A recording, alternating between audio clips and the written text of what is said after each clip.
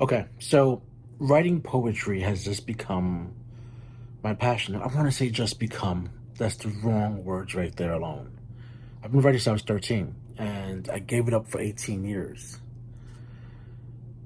I had all the doubts in the world, and I doubted myself for 18 years. And in 2018, I published my first piece called Purpose. It wasn't poetry or anything like that.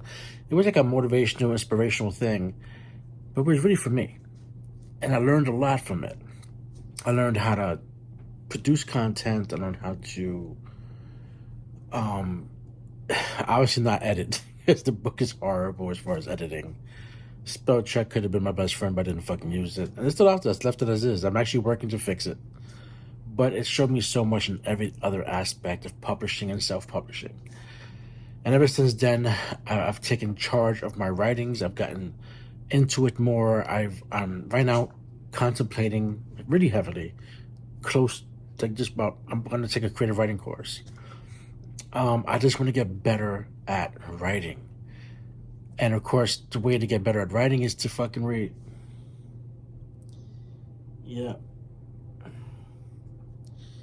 This is our dining room, but my wife made it into a library, and it's dope. It's pretty cool, and I'll take you guys around it, stuff like that, in another episode. But if you think about writing, write, continue to write, and study more, read more, and the only way you can get better at writing is reading and understanding the style that you're reading and different styles that you are getting involved in.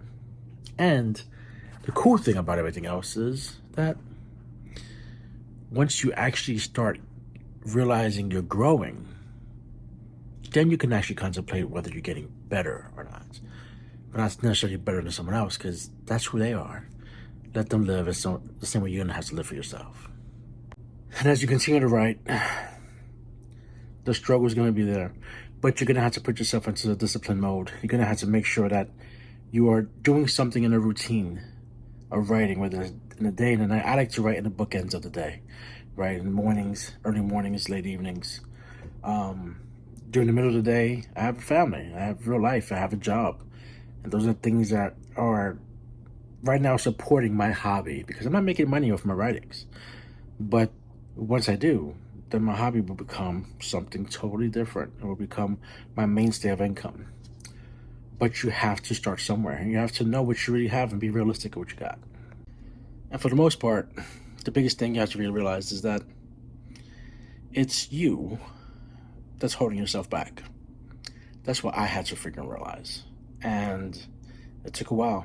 It took me 18 fucking years. At that time, I could have just been perfecting my craft, getting better and better and better, and I didn't. I barely wrote back then. I did start a novel, which I'm completing now this year in 2023, called Brooklyn Love. And yeah, it's a work. It's a lot of work. And I'm going to come out with another poetry book. I already have a name for it. I already have some poems I'm toying with. And just writing to write and publishing my shit to publish. It's legacy for my kids, for family, you know. And I'm going to continue making it happen and keep on pushing. So, like anything else, just start. Start with what you know. Study as much as you can and perfect yourself. Don't look for perfection, but just perfect what you know you're struggling in. Mine is spelling. Spelling is horrible. My grammar's trash. That's why I'm going to go ahead and do this course. Plus, is understand and get feedback from people that are going to read my stuff and tear it apart. I want my writing to be torn apart and say, hey, dude, this is trash. Get better. I want to be challenged in my writing. I want to think different. I want to reprogram my brain to write differently, but still keep my style. So, to the next one.